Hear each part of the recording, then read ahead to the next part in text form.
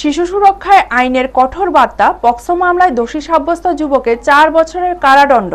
শুক্রবার Sonamura special POCSO আদালতে এক নাবালিকার উপর যৌন নিগ্রহের ঘটনায় অভিযুক্তকে দৃষ্টান্তমূলক শাস্তি দেওয়া হয়। সোনামুড়া স্পেশাল পক্সো কোর্টের মাননীয় বিচারপতি সঞ্জয় ভট্টাচার্য অভিযুক্ত রাকেশ দেবনাথকে মোট 4 বছরের কারাদণ্ড ও 15,000 টাকা জরিমানা করেন। অনাদায়ী আরও 4 মাসের কারাভোগের নির্দেশ দেওয়া হয়েছে।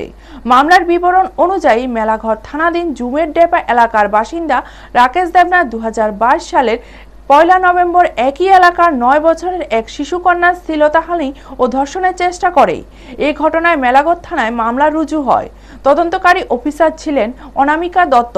দীর্ঘ শুনানির পর 18 জন সাক্ষীর সাক্ষ্য গ্রহণের ভিত্তিতে আদালত এই রায় ঘোষণা করে। রায়ে আদালত ভারতীয় দণ্ডবিধির 354 ধারায় 1 বছরের কারাদণ্ড ও 5,000 টাকা জরিমানা, অনাদায়ী আরও 1 মাস এবং পক্সো আইনের 8 ধারায় 3 বছরের কারাদণ্ড ও 10,000 টাকা জরিমানা, অনাদায়ী আরও 3 মাস প্রদান করেন।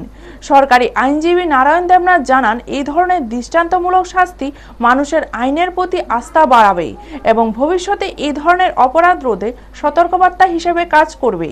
ব্যুরো রিপোর্ট, নিউজ তৎকাল 24। 11/2022 মেলাঘর পিএসে একটা মামলা হয় রাকেশ দেবনাথের বিরুদ্ধে, এবং এটা আন্ডার সেকশন 354A এবং 8 অফ পক্সো অ্যাক্টে, এবং এটার 18 জন সাক্ষ্যবাক্য গ্রহণ করে মাননীয় আদালত ওনাকে দোষী সাব্যস্ত করে, এবং এই থেকে 354-এ 1 বছরের সশ্রম কারাদণ্ড এবং 5,000 টাকা জরিমানা ধার্য করে, অনাদায়ে 1 মাসের জেল। আর এইটা পক্সো অ্যাক্টে 3 বছরের জেল, অনাদায়ে 3 বছরের জেল এবং 10,000 টাকা জরিমানা করে, অনাদায়ে 3 মাসের জেল। মূলত এই রায় কে প্রদান করেন আর কি? এই রায় প্রদান করেছে মাননীয় আদালতের জাজ সঞ্জয় ভট্টাচার্য।